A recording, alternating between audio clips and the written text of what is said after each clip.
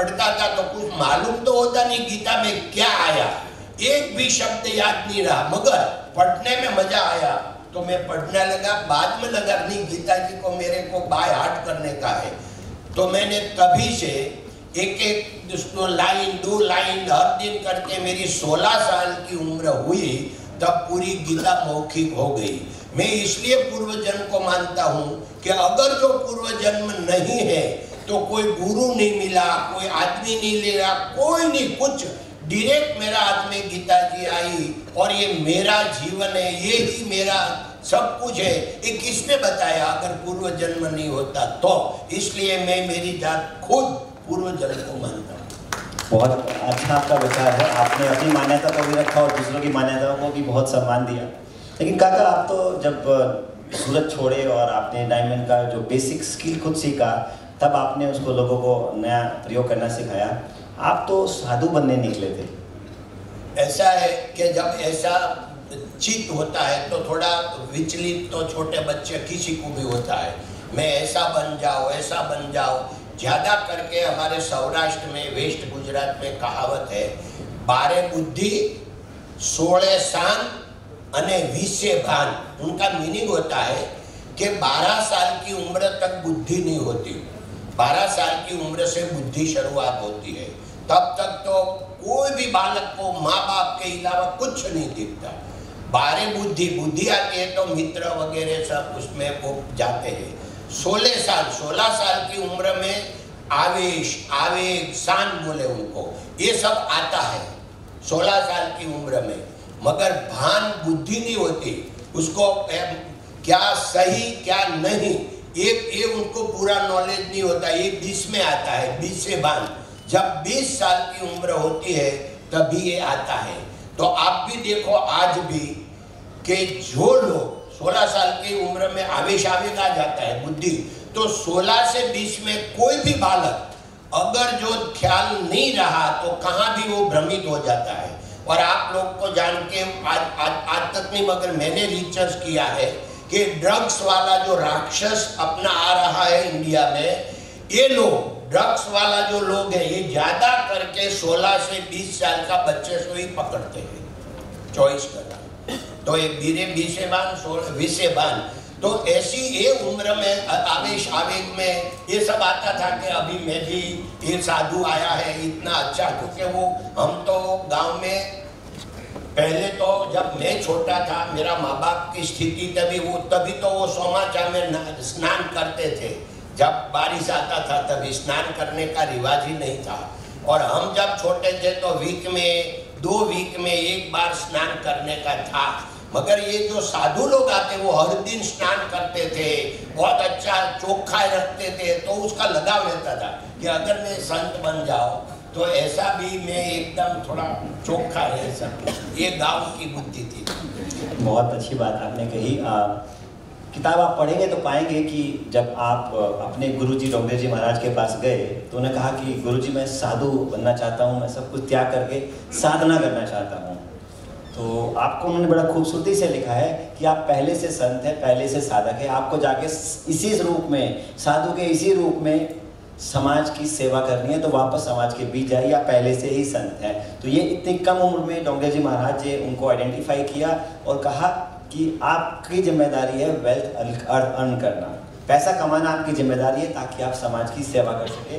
और उस वचन को काका ने बहुत अच्छे से निभाया। आप सूरत में जाएंगे तो सूरत का सबसे बड़ा शानदार अच्छा हॉस्पिटल किरण हॉस्पिटल आपकी उसी प्रेरणा से आता है कि हमें समाज को वापस देना है। तो काका एक छोटा सा सवाल मन में आता है, आपने कहा ये ड्रग्स एडिक्शन, आपका इतना बड़ा परिवार है, उसमें 7,000 लोग हैं, तो उनके घर में भी 3-4 लोग होंगे हर घर में, तो 30-40 हज़ार आनंद होगा कि हमारा 7,000 से हमारा भतीजा सऊदी भाई दौलत के उनको भी 7,000, हम चाचा भतीजा साथ में है जी।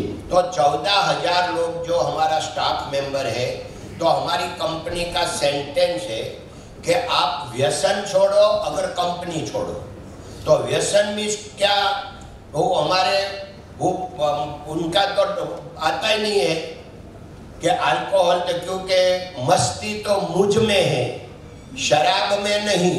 अगर शराब में होती तो बोतल क्यों न उछलती। कभी बॉटल ने डांस किया? गुजराती में है, हिंदी में बोलते हैं काका। हाँ, हिंदी में बोलो। तो ये है कि मस्ती तो मुझ में है ना। तो ये बात यही है कि दारू पी के हम डांस कर सकते हैं, ज्यादा डांस करने का जी लगता है, मगर बॉटल तो कभी डांस नहीं करती, दारू तो उसमें होते हैं। तो मस्ती किस में होगी? हमारी मस्ती है। तो ये आनंद जो अंदर से आता है, दुनिया की कोई चीज में नहीं आ सकता, अंदर का आनंद। तो इसलिए हमने ड्रग्स फ्री किया। क्या एक दिन में नहीं हो गया? 50 साल 30 साल तक उनको एक दिन बोर्ड लगा दिया फैक्ट्री में कि देखो ये ड्रग्स के हिसाब, उसको कैंसर हुआ, उसका मोटा मुंह कैसा हो गया, उनका हाथ कैसा हो गया, ये सब हमको बताते बताते फिर 20 साल पहले हमने ये सूत्र शुरू किया कि अभी 1 साल के बाद हमारी कंपनी एडिक्ट फ्री होती है। तो जो एडिक्ट छोड़ सकता है या छोड़ दो, नहीं छोड़ सकते वो दूसरी जगह, कहाँ भी आप दूसरी जगह सोच लो, यहाँ कहीं तो एडिक्ट छोड़ो, नहीं तो कंपनी छोड़ो, ये सूत्र हमने लगा दिया। भगवान की कृपा से उसका क्या आनंद आया कि हमारा ये 14,000 लोग तो रहा थे जो अभी उसको बीमारी नहीं होता है, कैंसर का प्रॉब्लम नहीं है, उसका फैमिली ने कैंसर नहीं होता तो फैमिली का प्रॉब्लम नहीं आते, तो सब है। मगर उसके हिसाब से हमारा पूरा फैमिली बच गया। हमारा जो 3rd generation, 2nd, 3rd, 4th generation वो बच गया कि कंपनी में पूरा वातावरण में नहीं है तो हमारा फैमिली में भी कोई नहीं है। ये हमारा सदका। बहुत अच्छा कहा। जैसा काका ने कहा, हिंदी में बोलते हैं नशा होता शराब में तो नाचती बोतल, ये तो दिलों की मस्ती है जवानों में जिससे होती है हलचल। तो ये इतना बड़ा परिवार है काका का जो आप देखेंगे, और ये शायद देश का नहीं दुनिया का पहला कॉर्पोरेट हाउस है। ये यहाँ नहीं बैठा हूँ और ये मेरा फादर का नाम है लालजी दादा। ये मेरा फादर 4 भाई है और 2 बहना है, तो मेरा पिया है। तो ये 6 फैमिली 6 जनरेशन ही है, ओनली 1 फैमिली।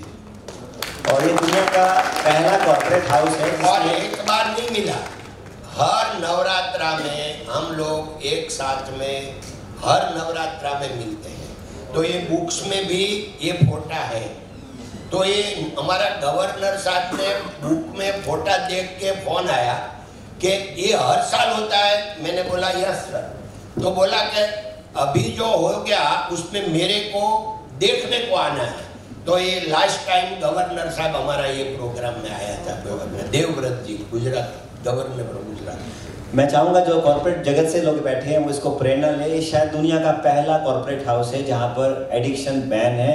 कंपनी करने की में जॉब करने की एकमात्र कंडीशन है कि आपके अंदर कोई एडिक्शन नहीं है, तो ही आप मेरी कंपनी का हिस्सा। मैं चाहूँगा इस बात के लिए, ये प्रेरणा के लिए आप सब उनका अभिनंदन करें। तो बहुत कठोर निर्णय है, क्योंकि आज की तारीख में कोई ना कोई व्यक्ति किसी न किसी समस्या से जूझ रहा होता है। उन सब के बावजूद आपने इस परंपरा को स्थापित किया, उसके लिए आपका बहुत बहुत अभिनंदन है। सर, हर व्यक्ति के जीवन में 2 लोगों का बड़ा महत्व होता है, एक परिवार का, एक गुरु का। तो गुरु की बात तो हमने की अभी, उनके मार्गदर्शन से आप यहाँ पहुँचे। आपके परिवार में 2 लोगों ने आपकी ज़िंदगी को, पर्सनैलिटी को बड़ा शेप किया है, जैसा कि मैंने किताब में पढ़ा। एक आपकी माता जी और दूसरा आपकी पत्नी।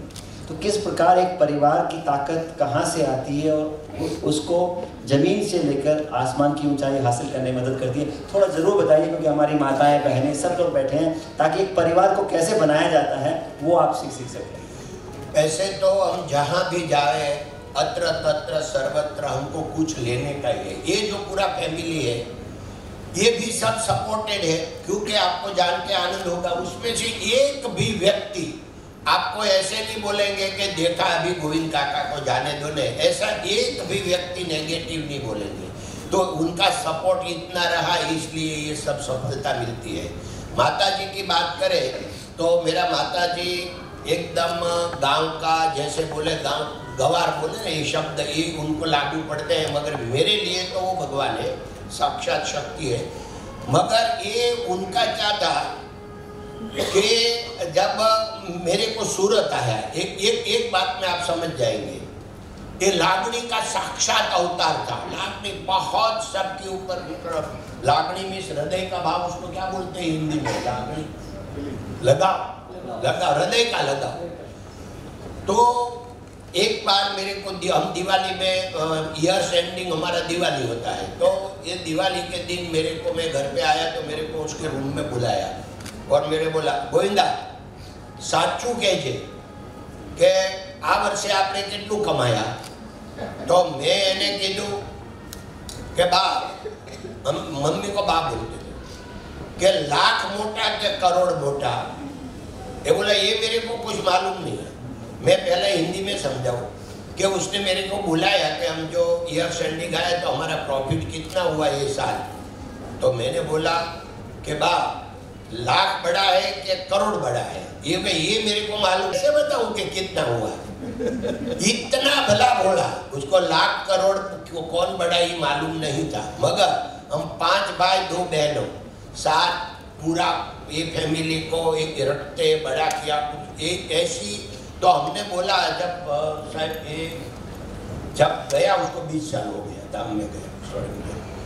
तो जब वो था तब डोंगरे जी महाराज ऐसे बोलता था कि आपका मम्मी पापा को आपका संपत्ति की जरूरत नहीं है, आपका पैसा की जरूरत नहीं है, उनको आपका समय की जरूरत है। तो जब तक मेरा मम्मी रहा ये दुनिया में, मैं हर दिन उनको आधा घंटा देता था। हर दिन पहले आधा घंटा मम्मी के साथ बैठता था, कितना भी काम होवे। क्यों? कि मम्मी पापा को समय की जरूरत है। मेरा पापा इतना लागनीशील नहीं था तो उनके पास 15 मिनट बैठता था। तो ये बोलता था 10 मिनट में तो बोलने लगे, अबे गोविंदा तार काम हो तो जाने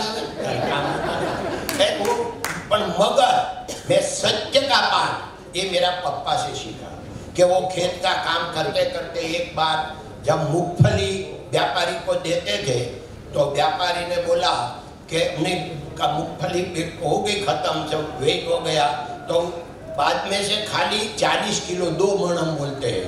तो वो उनका जो रिजेक्शन वो लाया कि ये रिजेक्शन का क्या भाव है। तो व्यापारी ताजुब हो गया कि अंकल पूरा गांव में किसी ने रिजेक्शन अलग नहीं रखा, आपने रिजेक्शन अलग रखा। तो उनका भी मैं सेम ही भाव दूंगा, क्योंकि किसी ने वो तो रिजेक्शन तो सब अंदर डाल देते हैं। तो इतना सत्य का पुजारी था। सत्य का पठन में मेरा पापा से सीखा। और पत्नी की बात की तो पत्नी आपको जान के आनंद होगा, वो अनपढ़ है। मगर मेरा बेटा की शादी हुई 2009 में, तब सीबीआई का डायरेक्टर अश्विनी कुमार जी हमारे मैरिज में आए थे मेरा बेटा का।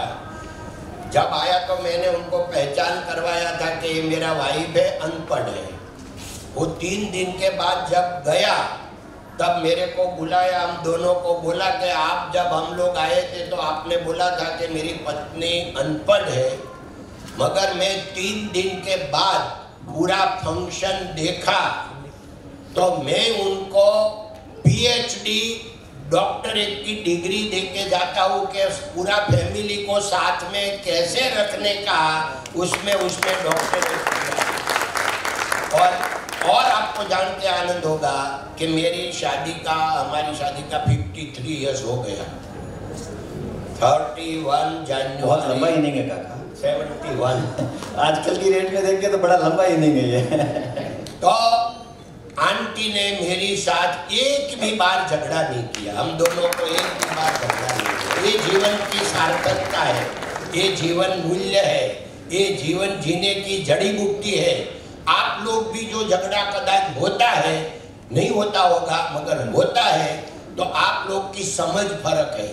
आपका विचार थोड़ा चेंज करो कि हम भगवान नहीं है कि हम चाहे ऐसे ये दुनिया चले। अरे भगवान चाहे ऐसे भी नहीं चलती है, भगवान भी अंदर खाने कुछ उल्टा सुल्टा करते हैं। तो हम तो क्या, तो आप कुछ भी हो इसको स्वीकार कर लो। पत्नी ने किया जी, पति ने किया जी, तो कभी झगड़ा होगा नहीं। धन्यवाद। एक और नई परंपरा है जिसको काका ने अपने परिवार में शुरू किया। आपको जानकर हैरानी होगी, आप पूरे तरीके से संपन्न हैं, सब सुविधाएं हैं, आपने अपने पुरुषार्थ से उसको अर्जित किया है। लेकिन जैसे ही आपके घर में कोई बच्चा 18 साल का हो जाता है तो उसको 5,000 रुपये दे के घर से निकाल दिया जाता है 1 महीने के लिए, और 1 महीने तक उसको कोई संपर्क नहीं किया जाता। उसको भेज दिया जाता है कि आप 1 महीना इस दुनिया में कहीं भी जाइए, आप सर्वाइव करिए और आप हमसे कोई मदद नहीं लेंगे। तो ऐसे ही इन्होंने अपने एक बच्चे को किसी होटल में, रेस्टोरेंट में वेटर के तौर पे कहीं उसने काम किया, एक बच्चे ने कहीं ड्राइवर का काम किया, एक ने शू कंपनी में सेल्समैन का काम किया। खूबसूरती देखिए, वो हम काका से सुनेंगे कि जब ये बच्चे वहाँ जाते हैं और जो सीख के आते हैं, ये क्या है, इस सोच के बारे में आप प्लीज़ बताइए। सोच ऐसी थी भाई साहब कि मेरा भतीजा, मैंने बोला सऊदी भाई और हम एक सोच का है, साथ में जी करें। ऐसे बिजनेस में हम कॉम्पिटिटेड है, पर हम साथ में रहते हैं, एक ही फैमिली के। तो ये इनका फोटा पहला दादा मुझको वो फैमिली में वो है। तो हमने दोनों ने सोचा कि हम लोग अपना बालक को, सेकंड जनरेशन को, थर्ड जनरेशन को, फोर्थ जनरेशन को कितना भी समझावे कि हम लोग गांव में थे, इतनी कठिनाई थी, हमने इतना प्रॉब्लम आया, हम ओपन टू स्काई में 43 डिग्री में काम करते थे और वहाँ हमको इतना 14 घंटा काम करना पड़ता था। कुछ भी बोले, मगर वो बोलेगा ये आपको बुद्धि नहीं थी, काम करते होगे, हम तो हमारे पास तो सब कुछ है, अभी हम तो बुद्धि से काम करते हैं, हम तो 8 घंटे में कर सकते हैं। तो ये हमको अवॉइड करेगा, अपनी बात नहीं मानेगा, तो उसको प्रैक्टिकल नॉलेज के लिए क्या करें। तो हमने सोचा, सबसे पहला 20 साल 22 साल पहले 3 दिन के लिए गुजरात में भेजा, एक को बड़ौदा भेजा, एक को अहमदाबाद भेजा, एक को 3 लड़के को 3 दिन के लिए भेज दिया अननोन, जिसके जहाँ उनका कोई नहीं, कोई पहचान नहीं वहाँ। तो उसमें से हमको ज्ञान मिला क्या करना चाहिए, पूरा प्लान बनाया। तो अभी हमारा फैमिली में से कोई भी लड़का जब कॉलेज में आते हैं, उनको हम 5,000 रुपया देते हैं और ये कोई भी सिटी में जाने का है, ये सिटी का टिकट देते हैं, मगर उनको मालूम नहीं होता मेरे को कहाँ जाने का। वो तो रेलवे स्टेशन जाके उनको मालूम पड़ता है। एक साथ में 2-3 लड़का जाता है, मगर एक जाता है हैदराबाद, एक कोची, तो एक जाता है जयपुर, कोई भी। तो ऐसे हम उनको भेज देते हैं। 5 वीक का ये प्रोग्राम रहता है। तो उसमें मेरा बेटा ये अभी 18 साल पहले हैदराबाद गए थे, उनकी स्टोरी बहुत चली थी तभी DNA में। तो आप कभी भी YouTube में डालेंगे रुपया की कदर, ये करके पूरा अंदर है, रुपया की कदर, हिंदी में भी है, गुजराती में है और कई जगह इंग्लिश में भी है। तो ये रुपया की कदर करके उसमें आप जरा देख लेना, ज़्यादा मैं बात नहीं करता। मगर जो बच्चे प्रोग्राम करके आते हैं, एक पहला शब्द होता है कि ये 5 वीक का मेरा एक्सपीरियंस 4 साल का मेरा कॉलेज से ज़्यादा मिला। मिनिमम 4 से 6 kg वेट उनका 5 वीक में कम हो जाता है। कोई भी लड़का 4 से 6 वीक कम हो जाता है। डाइटिंग का अच्छा फॉर्मूला है। डाइटिंग करने के, क्योंकि वहाँ प्रॉब्लम क्या होता है कि उनका कोई नहीं, यहाँ तो वो गोल्डन स्पून से जन्मा, और वहाँ जाके उनको हम ऐसे बोलते हैं कि यहाँ का कोई पहचान नहीं देने का, उसकी स्टोरी है, अगर आप स्टोरी पढ़ेंगे तो मालूम पड़ेंगे। तो ये जहाँ जाता है कि मेरे को नौकरी चाहिए, तो उनको पहला रिजेक्शन का कभी मालूम ही नहीं है घर में। कोई किसी ने रिजेक्शन नहीं किया, इतना बड़ा बाप का बेटा कौन ना बोलेगा, तो उसको तो 15-20 साल सबने हाई बोला। और वहाँ जाके पहला इंटरव्यू में गया, नहीं काम है, नहीं है, मेरे को सर्विस जो नहीं है। तो 5 वीक में 200-300 बार रिजेक्शन आता है। तो उनको मालूम पड़ता है कि भाई ये रिएक्शन, तो उसको जिंदगी में जो सीखना है रिएक्शन, ये आ जाता है। तो ये बड़ी बात है। बहुत अच्छा काका ने बताया। और मैं एक बात और ऐड करूँगा कि जहाँ जहाँ इन बच्चों ने जाके अपना जीवन का ये अनुभव लिया, कठोर अनुभव, वहाँ जहाँ अच्छे लोग थे जिन्होंने व्यक्ति को उसके पद से नहीं उसकी काबिलियत से जज किया, उन लोगों को काका ने वापस अपनी कंपनी में हायर किया। तो ये रिक्रूटमेंट का ये भी एक तरीका है जो कॉर्पोरेट के लोगों को सीखना चाहिए कि अच्छे लोग दुनिया में कहाँ हैं, उनको कैसे ढूंढा जाता है और कैसे उनको अपनी कंपनी में लाके 7,000 से लेके 14,000 और इतनी बड़ी ऑर्गेनाइजेशन को खड़ा किया जाता है। काका एक बात और मन में आई, शायद ही इस देश का कोई ऐसा व्यक्ति हो जो अपनी प्रोटोकॉल तोड़ के, चाहे वो देश के महामहिम राष्ट्रपति हो या दूसरे देश के राष्ट्रपति हो, जो प्रोटोकॉल तोड़ के आपके घर ना आए हो। मैं पढ़ रहा था इसमें, मुझे सबसे अच्छा कॉम्प्लीमेंट इसमें लगा रतन टाटा जी का। उन्होंने एक बार लिखा कि he says in English, your success is very special, not mine. I was born with a legacy but you are a self made man. अच्छा, तो आपके लिए उन्होंने लिखा कि आप सेल्फ मेड में, ये सेल्फ मेड बनने की जो कहानी आपने बचपन से शुरू की, इसमें बड़े उतार चढ़ाव आए, एक दो बार आप सड़क पे भी आए और बहुत भारी चुनौतियों से आप झेले। उन चुनौतियों का सामना करने के लिए क्या माइंडसेट चाहिए होता है उस मोमेंट में जब आप सब कुछ खो देते हैं और फिर जीरो से शुरू करते हैं? वो हमारी जनरेशन को पता होना चाहिए कि सब कुछ खोने से लेकर पाने की प्रक्रिया क्या है। ऐसा है कि मनुष्य कहे मैं करूं करतल दूजा कोई, आदर्या अधवच्चे रहे हरि करे सो होय। उसका मीनिंग होता है कि मनुष्य, हम सब बोलते मैं करूं मैं करूं मैं करूं, ये गलत है, झूठ है। करने वाला तो कोई अलग है। आप लोग को सोचो कि हम कभी मिलने वाला था, आपका जन्म कहाँ, हमारा जन्म कहाँ, हम कहाँ का कहाँ। तो हम सब लोग को किसने मिलाया? कोई अदृश्य शक्ति है जो योजना करती है। तो ये अदृश्य शक्ति आपका जीवन में भी अत्र तत्र सर्वत्र मिलेगा कि ये आदमी, ये स्त्री, ये भाई, ये बहन को कभी सोचा ही नहीं था कि मिलेगा और मिलता है। और प्रारब्ध अनुकूल होता है, अच्छा होता है, तो हमको अच्छे लोग की मुलाकात होती है। अगर हमारा दुर्भाग्य होता है तो गलत लोग, जो लोग असामाजिक, ऐसा लोग की हमको मुलाकात हो जाती है। तो ऐसा है, तो ये सब योजना वहां से होती है। तो हमारा जो भी डोंगरी जी महाराज का एक सेंटेंस है, जीवन के लिए, बिजनेस के लिए नहीं, जीवन के लिए, चालशे, भावशे, गमशे अने फावशे। तो उनका मीनिंग है चलेगा, कुछ भी चलेगा, बस जीवन में चलेगा एक शब्द सीख लो। और कुछ भी खाना कैसा भी है, हम कुछ भी भाव से, यानी શું કહેવાય હિન્દીમાં આપણે ટેસ્ટ, भाव से स्वाद। हाँ, मेरा कोई भी आए, मेरा स्वादिष्ट, मेरे लिए स्वादिष्ट ही है।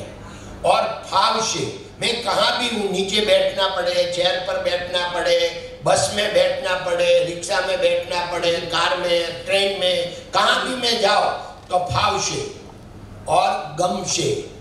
सब लोग अभी यंगस्टर है, उनको ब्रांडेड का बहुत लगता है, तो ये ब्रांडेड को छोड़ दो। और बात यही है कि कोई भी जैसा भी कपड़ा है वो हमारा से अच्छा लगना चाहिए। कपड़े से हम अच्छा लगे, ये ब्रांड, अगर ब्रांड से जो हमारा वैल्यू बढ़ता है तो ब्रांड का वैल्यू बढ़ा, हमारा क्या। तो ब्रांड के पीछे कभी भी मत दौड़ो, आप ब्रांड बनो, आप ब्रांड में आपने ठीक कहा काका। बात करते हैं आपकी एक सामाजिक दृष्टिकोण की। आपने संपत्ति और संतति का एक बहुत अच्छा कॉम्बिनेशन अप्रोच बताया है कि आपको संपत्ति और संतति इन दोनों को हैंडल करना आना चाहिए। संपत्ति का तो हमने थोड़ा सोचा, संतति के बारे में भी बताइए कि किस प्रकार से परिवार और व्यापार दोनों के बीच का जो बैलेंस है वो कैसे बनता है, क्योंकि बिजनेस और एथिक्स आजकल कम ही मैच खाते हैं। आप उनमें से जिन्हें लोगों में से हैं जहाँ बिजनेस और एथिक्स साथ साथ चलते हैं। कभी ये अंतर गतिरोध नहीं आता है कि क्या किया जाए? देखो, कोई भी आदमी, हम जब तक हमारा कार्डियोग्राम ऊपर नीचे आता है तब तक तो प्रॉब्लम ही जिंदगी में ऊपर नीचे आता ही रहेगा। ये जब हमारा कार्डियोग्राम जब एकदम लाइन में हो जाता है तो सब प्रॉब्लम फिनिश, बाद में कोई प्रॉब्लम नहीं। ऐसे हम जिंदा है तो प्रॉब्लम तो आएगा, मगर प्रॉब्लम को हमको स्वीकार नहीं करने का है। वो आया गया, आते जाते रहते हैं, वो रहने के लिए नहीं आया। सुख भी रहने के लिए नहीं आता है, दुख भी रहने के लिए नहीं आता है, वो आता जाता रहता है। बस तब धैर्य, धीरज अपने को धारण करने का है। धीरज रखा तो वो ये समय भी निकल जाएगा। तो ऐसे सोच के धैर्यवान बने, धीरज रखने का। एक बड़ी इंटरेस्टिंग मैंने पढ़ा इसमें एक पैराग्राफ 223 पेज पे कि जब तत्कालीन मुख्यमंत्री प्रधानमंत्री बने तो वो एयरपोर्ट से जा रहे थे, आप उनको सी ऑफ करने वाले एयरपोर्ट से कुछ लोगों में से एक थे। आपने कहा कि वो चलते चलते सीढ़ियों से वापस आ गए और आने के बाद उन्होंने अपनी जेब पे हाथ लगाया और उसमें एक सरकारी पेन था, उसको निकाल के जो नए मुख्यमंत्री थी आनंदीबेन पटेल उनको दिया। आप मतलब आपने ब्यौरा दिया, बड़ा मार्मिक ब्यौरा है। तो मैं आपने पूछना चाहूँगा, कभी आपने पूछा प्रधानमंत्री से कि आपने ऐसा क्यों किया?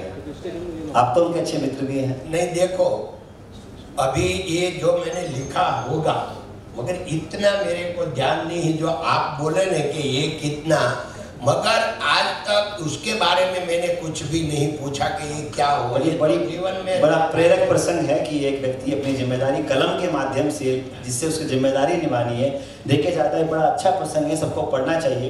काका ये बताइए, अपने जीवन में बहुत सारी बातें हो गई, एक छोटा से बताइए, क्या कोई रिग्रेट है आपको, कोई पश्चाताप है जीवन में जो लगता है? एक पण नहीं, एक भी नहीं। पश्चाताप में ये थोड़ा ये बुक में नहीं है, मगर अभी की मैं बात करूं, मेरा लिवर ट्रांसफर हुआ है 2 अक्टूबर 22 का। तो ये आप माने कि आप ड्रिंक लेते होगे, मैंने तो देखा ही नहीं, स्वाद ही गई, कभी नहीं लिया, मगर नेचुरली कोई ऐसा होगा। तो जब भी ये लिवर ट्रांसफर का आया, मैं बम्बई बताया, हैदराबाद बताया, सब लोग ने बोला, डॉक्टरों ने कि ट्रांसफर करना पड़ेगा। तभी मैंने 8 लोग को, जो जिसको मैं हृदय से मानता, तो 8 लोग को मैंने लेटर लिखा। इसमें मैंने लिखा था कि अभी मैं जा रहा हूँ, और मैंने आपको लेटर इसलिए लिखा है कि मैं चले जाऊँ, बाद में आपको मेरा मनस्थिति कौन बताएगा। तो उनके मैंने लिखा कि मेरा लिवर खराब हुआ है, डॉक्टर बोलता है ट्रांसफर करना पड़ेगा, ट्रांसफर होवे नहीं होवे, ऑपरेशन थिएटर में बाहर आवे नहीं आवे, कुछ मालूम नहीं, मगर मेरे को मरने की जल्दी नहीं है।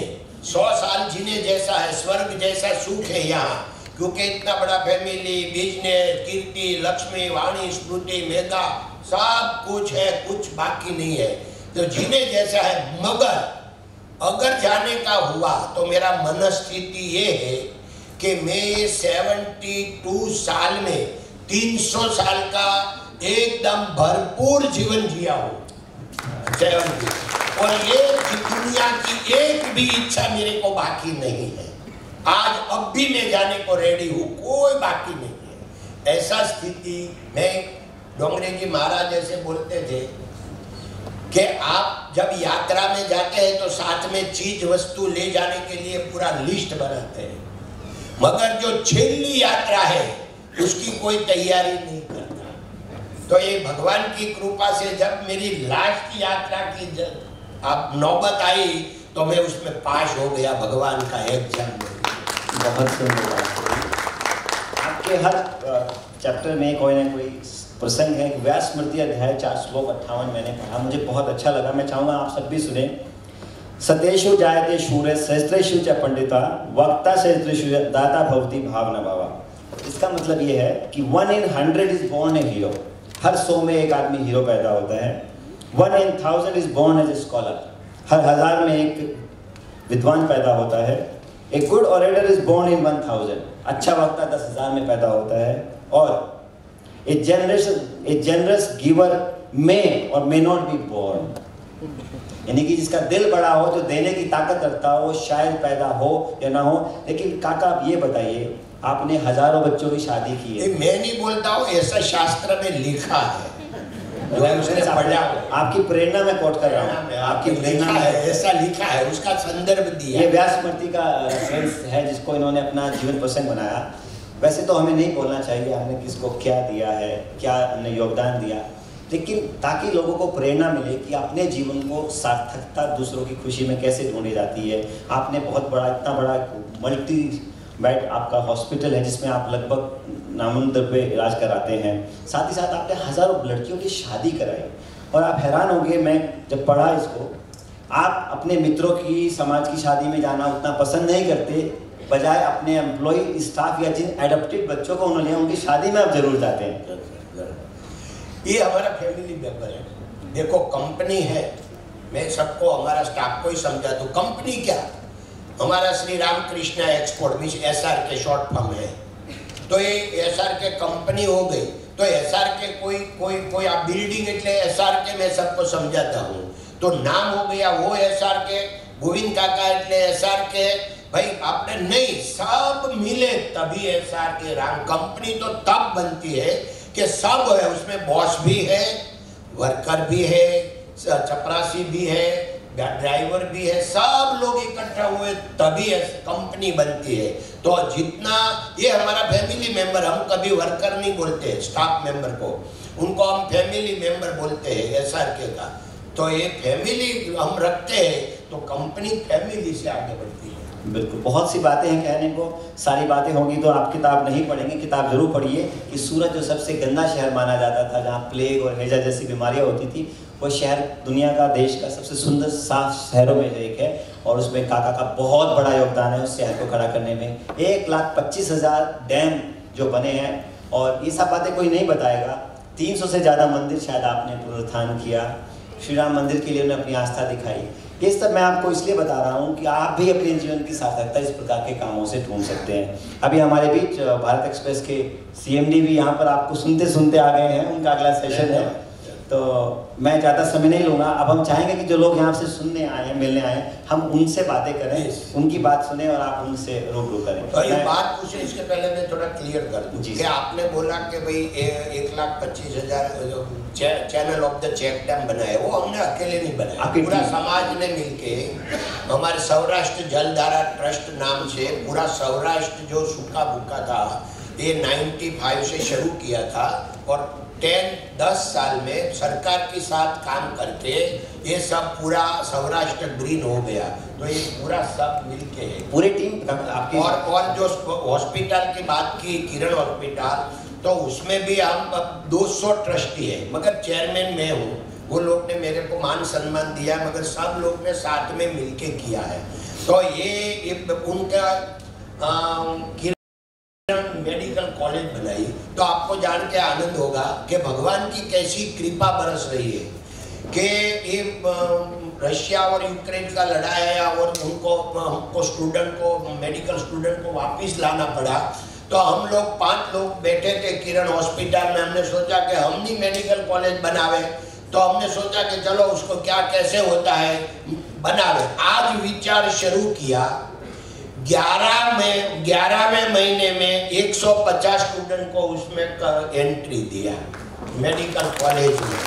ये पूरा वर्ल्ड का रिकॉर्ड होगा कि आज विचार करके 11 महीने में, उसमें भी आपको जान के आनंद होगा कि 10 रुपया भी चपरासी को भी नहीं दिया, और डिपेंड ऑफ द नरेंद्र भाई। और ये माननीय प्रधानमंत्री जी का विजन है कि जो भी होना है तुरंत होना चाहिए। जो हमारे बच्चे यूक्रेन से अपनी मेडिकल डिग्री, 80% बच्चा यूक्रेन में मेडिकल डिग्री के लिए जाता है, अचानक उनको वापस आना पड़ा, तो उनके लिए कोई व्यवस्थाएं नहीं थी, उन व्यवस्थाओं को तुरंत किया गया। और मैं बताना चाहूँगा पुणे शहर की तरफ से कि ये जो फेस्टिवल है, ये भी इन सब लोगों ने मिलकर ही आयोजित किया है। अगर आप देखेंगे तो पूरे पुणे की लिस्ट, सावित्रीबाई विद्यापीठ, महानगर पालिका, फर्गुसन कॉलेज, डेक्कन सोसाइटी, सुहाना, DY पाटिल, लोकमान्य, MNGL, समर्थ युवा, और न जाने कितने संगठन, लोग और सीनियर ऑफिसर्स, प्रोफेसर, अकेडमिशियंस इस कार्यक्रम को, और ये अकेला फेस्टिवल है जो 50 से ज़्यादा नेशनल फेस्टिवल हम करते हैं, जिसको आयोजित उस शहर के लोगों के द्वारा किया। धन्यवाद, थैंक यू आपके लिए। इसमें किसी का सवाल अगर कुछ है तो at the back mic please, सबसे पीछे। वन बाय वन, पहले आप अपना नाम बताएंगे शॉर्ट में, और फिर आप मेडल को दीजिए आगे। सबसे पीछे, सबसे पीछे। आप आगे आ जाएगा, कोई आगे आना चाहे तो आसान रहेगा, चलेगा। एक और माइक होगा आपके पास, प्लीज आप थोड़ा सा इधर आ जाइए। जी, मेरा सवाल गोविंद सर के लिए है। नमस्कार सर, शुरुआत से लेके आज तक आपके लिए बिजनेस में सबसे बड़ा चैलेंज कौन सा था, और उससे आपने किस तरह से डील किया? बहुत अच्छा। सबको ऐसा लगता है कि चैलेंज बहुत आता है, मैंने पहला उनका आंसर दे दिया है कि आप जीवन को एकदम धरती पर रखो। आप कोई महान नहीं है, मगर हमारी कंपनी का सेंटेंस है, I am nothing but I can do anything. उनकी हमारे कॉन्फिडेंस रखने का है, ईगो लेस होने का है। अगर हम जब ईगो में आ जाते हैं और हम अनसक्सेस होते हैं, सफल नहीं होते हैं, तो एकदम डिप्रेशन में आ जाते हैं। और इसलिए मैं युवाओं को खास प्रार्थना करके बोलता हूँ कि मित्रों, जरा भी उतावल नहीं करने का, हमारे पास पूरी जिंदगी पड़ी है। अगर आपको कोई भी बिजनेस करने का है, पहले आप 1000 दिन का ट्रेनिंग ले। 1000 दिन का ट्रेनिंग लेके आप काम करेंगे तो आप 99% रूप में सफल ही होंगे, असफल नहीं होंगे। मैंने 6 साल फैक्ट्री में काम किया वर्कर के हिसाब से, तो जब कंपनी शुरू की तो 6 साल का एक्सपीरियंस था। एवरीडे 14 आवर, सुबह 6 बजे फैक्ट्री शुरू होती थी, रात को 8 बजे पूरी होती। 1964 टू 1970, ये 6 साल। पहला पगार 103 रुपीज का, लास्ट पगार 600 रुपीज का। तो तभी अभी कम लगता है, बहुत ज्यादा था 600 रुपये। तो ये मैं बोलता हूँ कि आप बोले नहीं तो परेशानी आवे, मगर मैंने पहला आपको दे दिया आंसर कि हमारे ऊपर नहीं लेने का। एवरी डे प्रॉब्लम आएगा आएगा, हंसते मुँह उसको स्वीकार करते। अने हमारा कंपनी का दूसरा एक सेंटेंस है, प्रॉब्लम इज प्रोग्रेस। तो मैंने खुद निकाला मेरा हृदय से कि हम जो खेत में काम नहीं करते, इतना प्रॉब्लम खेत में गांव में नहीं होता, तो मैं यहाँ 14 घंटा सूरत आके डायमंड कटिंग एंड पॉलिशिंग नहीं कर सकता। तो मैं 14 घंटा मैंने क्यों काम कर सका मैं, कि मैं ज्यादा प्रॉब्लम था गांव में। तो प्रॉब्लम इज प्रोग्रेस। अभी क्यों प्रॉब्लम प्रोग्रेस हुआ कि वर्कर था, मैंने 14 घंटा काम 6 साल किया, इसलिए अभी इजी लगता है। तो आप if you want progress, you go out of comfort zone. बहुत अच्छा। कोई और सवाल? जी, नेक्स्ट प्लीज। हाँ, ये बहन को दो पहले। प्रणाम काका, मेरा नाम सार्थक है और मेरा सवाल ये है कि अभी हम बहुत लोगों से सुनते हैं कि और बड़े बड़े तत्वज्ञ भी कहते हैं कि कल के बारे में सोचो, आज में जियो। तो फिर क्या फ्यूचर प्लानिंग करना, लॉन्ग टर्म प्लानिंग करना गलत है और वो करना चाहिए या ना करना चाहिए? और दूसरा सवाल ये है कि आपने अपने बिजनेस के साथ ये जो एथिक्स और बाकी धार्मिक चीज़ें की है, इनका आपके सक्सेस में क्या रोल रहा है? देखो, कोई भी बिजनेस में प्लानिंग तो करना ही चाहिए, मगर उसमें मुंगेरी लाल का स्वप्न नहीं होना चाहिए। हमारी शक्ति के मुन्ना साबित होना चाहिए। क्योंकि डी बियर्स जब मेंबर बनावे ना तो अपने फॉर्म देता है कि आप ये साल क्या करेगा, नेक्स्ट ईयर क्या करेगा, उसके बाद क्या करेगा, 5 साल में क्या करेगा, ऐसा फॉर्म आता है। तो ये 2000 की बात है। तो हमने फॉर्म तो भर दिया, मगर उनका जो रिप्रेजेंटेटिव हमारा की पर्सन बोलते हैं उनको, ये उनके साथ में बैठा था। मैंने बोला अभी मैं एक अनऑफिशियल बात करना चाहता हूँ। वह बोलो। मैंने बोला आप ये फॉर्म भराते हैं ना, तो आप बोलते हैं इसलिए हम भरते हैं, अगर कल क्या होने वाला मेरे को मालूम नहीं। वो बोला ऐसा कैसे चलता है? मैंने बोला भाई कैसे क्या, मेरे क्योंकि ये सृष्टि हमने नहीं बनाई, तो मैं चाहूँ ऐसे हो जाए, वो किसने बोला? और यही समय आया 2008 में, वर्ल्ड रिसेशन आया, डायमंड में भी प्रॉब्लम आया, डी बियर्स में से फोन आया मेरा पर कि अभी कई कंपनियां बहुत प्रॉब्लम में है और आपकी कंपनी अभी रेगुलर चल रही है, उसका राज क्या है? तो हमने बोला मेरी इंग्लिश बराबर नहीं है, मेरा भांजा बात करेगा। उसने 23 मिनट बात किया डी बियर्स में। डी बियर्स दुनिया की सबसे बड़ी डायमंड, हाँ डायमंड कंपनी। तो उसको तब मैंने वो की पर्सन को फोन करके बताया कि अभी वो सब ने फॉर्म भर के दिया था, उसका क्या हुआ भाई साहब?